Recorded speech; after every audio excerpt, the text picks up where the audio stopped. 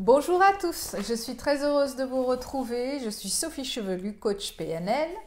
Et le thème que je vais aborder aujourd'hui, c'est la psychorigidité du pervers narcissique.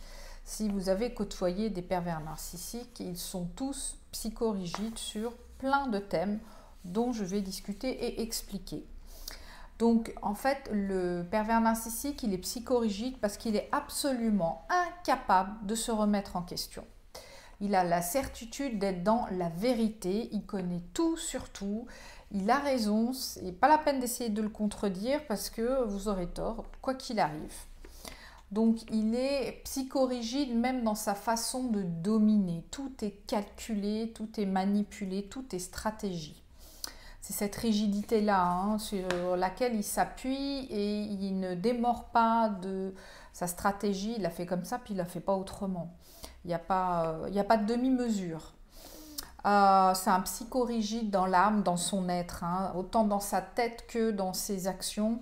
Il y a des pervers narcissiques qui sont psychorigides dans la manière de parler, dans la manière de se comporter.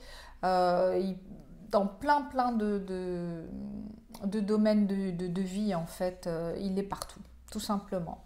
Donc il défend ses idées avec une grande certitude, une ténacité, une obstination.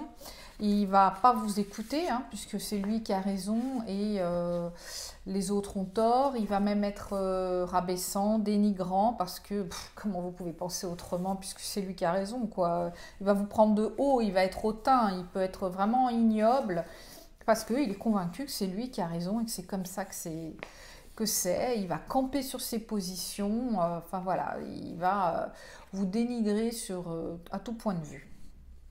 Donc du coup, en fait, ça démontre quoi? Ça démontre que le pervers narcissique, il n'est pas du tout ouvert au dialogue, il est borné, c'est du monologue. Je pense que vous avez déjà entendu plein de fois, quand il veut faire adhérer à ses idées, qu'il est convaincu que c'est la bonne, ça va durer longtemps. C'est des monologues qui durent des heures et qu'on ne peut pas lui couper la parole. Il faut qu'il aille jusqu'au bout, même si vous l'avez déjà entendu plein de fois.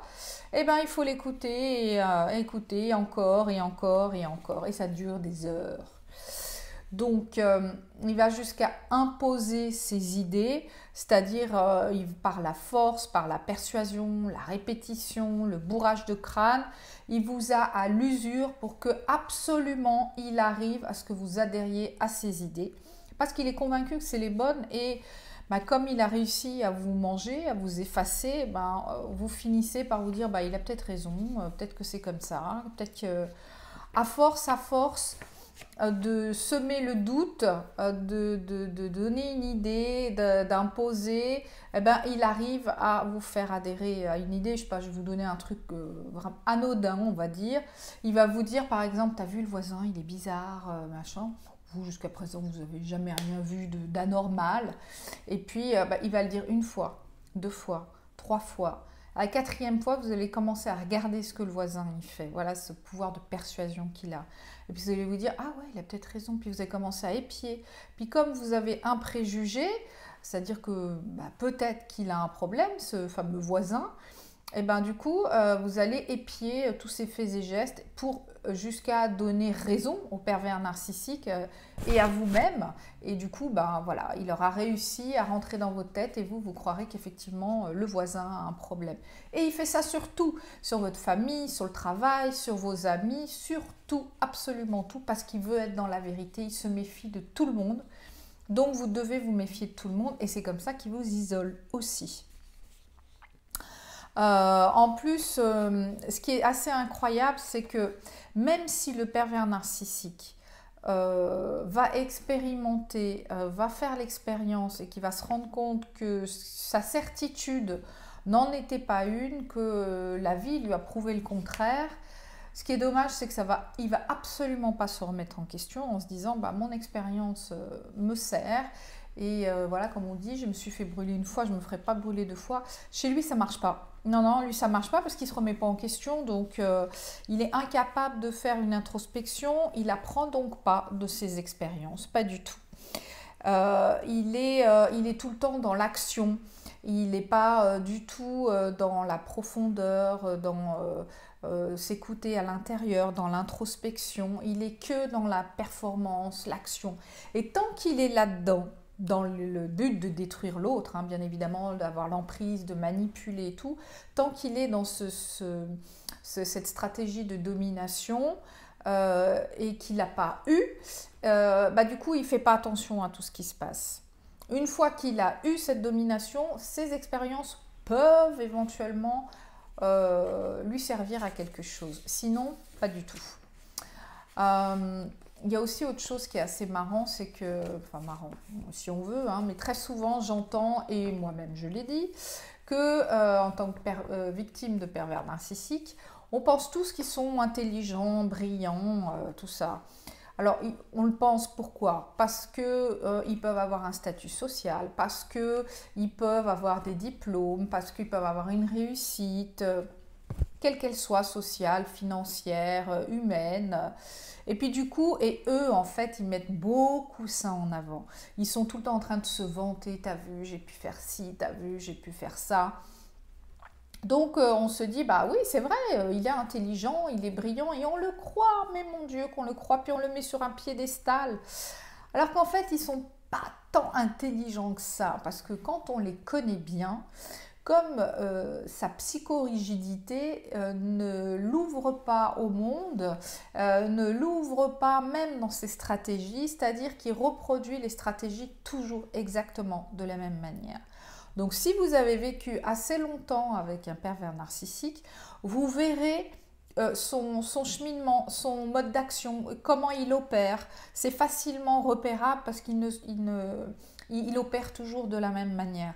Donc en fait, si vous le connaissez bien, que vous arrivez à l'analyser, vous verrez très vite que si j'appuie sur ce bouton-là, oh là, il va péter un câble, c'est sûr, ou il va se mettre en colère, ou il va se vanter. Enfin, on arrive, comme il se répète tout le temps, il est très facile en fait de l'analyser et de voir comment il fonctionne. Donc ils ne sont pas si intelligents que ça. C'est parce que quelqu'un d'intelligent, c'est quelqu'un qui se remet en question et qui change. Parce que se remettre en question, c'est bien, mais changer, c'est encore mieux. Donc voilà. Donc comme je disais tout à l'heure, tant qu'il est obsédé par la conquête du pouvoir, il n'évolue pas. Donc c'est pour ça qu'il n'est pas si intelligent. C'est pour ça qu'il ne va pas plus loin, je sais pas, professionnellement, ou voilà, il y a un moment donné où ça stagne, il s'entoure de personnes performantes autour de lui, qui vont l'aider à grandir, ou qui vont l'aider à pousser, parce qu'il va copier, parce qu'il va faire aux autres, mais c'est lui qui va récolter les lauriers. Enfin voilà, il a toutes ces stratégies-là, mais c'est pas réellement lui qui est si performant et si intelligent. Donc tout ce que le PN y veut, c'est trouver des stratégies pour manipuler les autres, parce qu'il n'y a que ça qui l'intéresse en fait, hein, il n'y a que ça. Tout ce que le PN y veut faire, c'est contrôler, imposer une discipline, des ordres. C'est un tyran, c'est un véritable tyran, il vous surveille, il vérifie vos explications après le fameux interrogatoire. Je suis sûre que tous les pervers narcissiques, les victimes de pervers narcissiques qui regardent, ont subi cet interrogatoire. T'étais où, avec qui, quand, où, dès qu'ils vous ont au téléphone, t'es où, tu fais quoi, avec qui, combien de temps tu vas rester, à ton avis, il faut combien de temps pour aller faire les courses, et quand vous revenez, regarde la montre, ouais, t'as 5 minutes de retard, t'as fait quoi? Pourquoi t'as pris autant de temps? Vous êtes allé au sport, pareil, vous êtes allé voir votre mère, votre père, votre soeur, votre frère, c'est pareil, c'est véritable interrogatoire. C'est là qu'il y a sa psychorigidité. Voilà, c'est un enfer, c'est l'enfer. Il surveille vos dépenses, il surveille avec qui vous êtes, si vous êtes avec des amis, si vous êtes en voyage professionnel sans lui. Dès que vous êtes sans lui, c'est pas compliqué, il vous harcèle parce qu'il a besoin de vous contrôler. Il a besoin de tout le temps tout contrôler. Il est tout le temps dans cette action. C'est des hyperactifs en fait, hein, les pervers narcissiques. Tout le temps, tout le temps, tout le temps. Parce qu'en fait, le pervers narcissique, il est convaincu qu'en étant dans la dureté, dans la cruauté, dans l'insensibilité, de ne pas écouter les autres, d'être carré, eh ben, c'est le meilleur moyen de survivre dans ce monde. C'est pourquoi il impose à son entourage ce mode de fonctionnement. Parce que pour lui, il n'y a que comme ça qu'il se sent en sécurité. C'est sa vérité, c'est pour lui la vérité, la grande vérité. En fait, ce qui se passe, pourquoi le pervers narcissique il agit comme ça, c'est parce que bien sûr il l'a vécu enfant. Et il refuse de revivre ça. Il s'accroche au pouvoir absolu sur les autres pour ne surtout pas rentrer en contact avec ses valeurs, avec ses émotions, pardon. Parce que s'il est en contact avec ses émotions, ça veut dire qu'il fait une introspection, ça veut dire qu'il faut lâcher prise. Et puis lâcher prise, ça veut dire s'ouvrir à la vie, ça veut dire vivre tout simplement.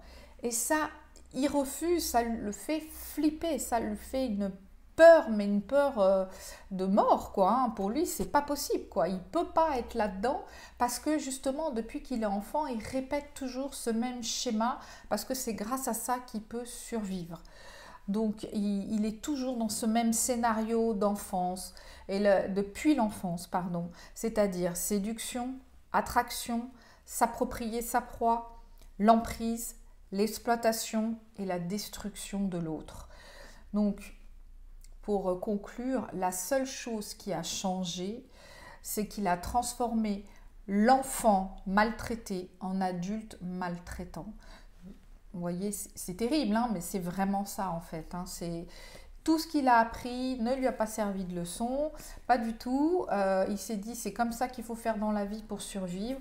Donc il est passé de victime au bourreau et il perpétue ça avec ses enfants et ainsi de suite. Et encore une fois, il n'y a qu'une seule solution. Vous avez affaire à un pervers narcissique. Fuyez, fuyez, fuyez. Personne ne doit vivre cela, personne ne doit subir cela, personne ne doit vous dicter votre vie, vous devez choisir votre vie. Voilà, j'espère que ces explications vous auront éclairé. Si vous avez des questions, des sujets sur lesquels vous aimeriez que je parle, n'hésitez pas, envoyez-moi un email à info@coachgeneva.ch. Je peux vous recevoir aussi pour un accompagnement à mon cabinet à Genève ou alors en visio. Tout simplement, on se prend rendez-vous au téléphone et puis je peux vous coacher par téléphone. Donc n'hésitez pas, allez sur mon site internet coachgeneva.ch. Abonnez-vous, partagez, merci d'être toujours aussi nombreux et de commenter. Et je vous dis à très bientôt. Au revoir.